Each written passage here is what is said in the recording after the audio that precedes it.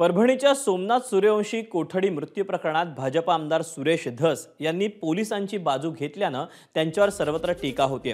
राष्ट्रवादी शरद पवार पक्षाचे आमदार जितेंद्र आव्हाडांनी सुरेश धस दुटप्पी भूमिका घेत असल्याचा प्रहार केला। यावरून सुरेश धसांनी एक पाऊल मागे घेत माझं विधान मोडून तोडून दाखवल्याचं सांगत स्पष्टीकरण दिलं। तसंच जितेंद्र आव्हाडांना केवळ रॉकेट टाकण्याचाच धंदा कळतो का असा सवाल करत त्यांनी आव्हाडांना टार्गेट केलं। लॉंग मार्च मुंबईला न येता नाशिकमध्येच मिटला, यानं जितेंद्र आव्हाड यांचा पोटशूळ उठलाय का अशी टीका धस यांनी केली। त्यांच्या या टीकेलाही आव्हाडांनी प्रत्युत्तर दिलं। माझं वाक्य कालचं जे दाखवलेलं आहे ते मोडून तोडून दाखवलेलं आहे।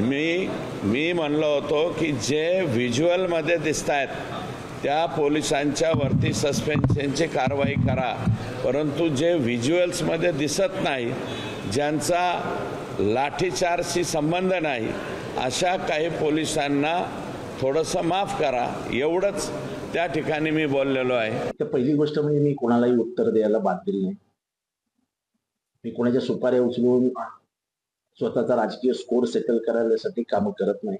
प्रत्येक मोर्चामध्ये मी संतोष देशमुख यांची जी बाजू मांडलेली तेवढ्याच प्रखरतेनं सोमनाथ सूर्यवंशी यांची सुद्धा बाजू परखडपणे मांडलेली आहे।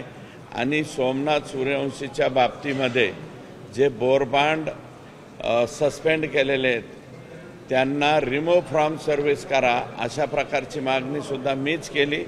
सोमनाथ सूर्यवंशींच्या आईंनी जे उत्तर दिलं ते स्पष्ट उत्तर होतं, महाराष्ट्राच्या माऊलीचं उत्तर होतं की पोटचा गोळा गेल्यानंतर तिच्या मनातल्या वेदना तिने बोलून दाखवल्या। आणि जी माणसं सांगत होती की जाऊ द्या, सोडून द्या ना, त्यांना त्या माऊलीने बरोबर उत्तर। जितेंद्र आव्हाडांचा पोटसूळ उठण्याचं कारण हे असेल, मग जितेंद्र आव्हाड साहेब, माझं तुम्हाला आव्हान आहे, सोमनाथ सूर्यवंशीबद्दल आणि परभणीच्या प्रकरणाबद्दल तुम्हाला फारच जर काही वाटत असेल तर तुम्ही लाखाचा मोर्चा काढा ना, ठाण्यामध्ये काढा, मुंबईला आणून मोर्चा काढा। तुम्ही मोर्चे काढून दाखवा, तुम्ही काढा ना, तुम्ही लाखोंचे मोर्चे काढता। अहो, तुमचं काम एवढंच आहे की जरांगेंना कापायचं। मराठा समाजामध्ये फूट पाडण्यासाठी तुम्हाला पाठवलेलं आहे, हे काय लोकांना कळत नाही काय? एवढं जर प्रेम आहे ना तुम्हाला मोर्चांबद्दल, आतापर्यंत हजारो मोर्चे निघाले, मराठा समाजाने शिस्तीत लाखाचे मोर्चे काढले, कुठला नाही मिळाला मराठा समाजाला। मोर्चात येतात, मुंबईच्या मोर्चात आले आणि अक्षय शिंदेचे गुणगान गाऊन माघारी गेले।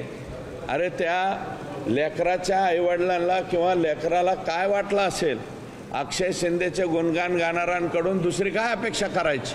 गुन्हेगार असेल तर त्याला कायद्याने शिक्षा होईल, पण म्हणून त्याला एक्स्ट्रा ज्युडिशियल ऑथॉरिटीचं काम करून 4 फुटावरनं गोळी घालणं हे न्यायाला मान्य नाही। आणि आम्ही म्हणत नाही अक्षय शिंदेला खून झाला, स्वतः न्यायाधीश म्हणतात की अक्षय शिंदेचा खून झाला, त्याचा एन्काउंटर झालेला नाही। एबीपी माझा, उघडा डोळे बघा नीट।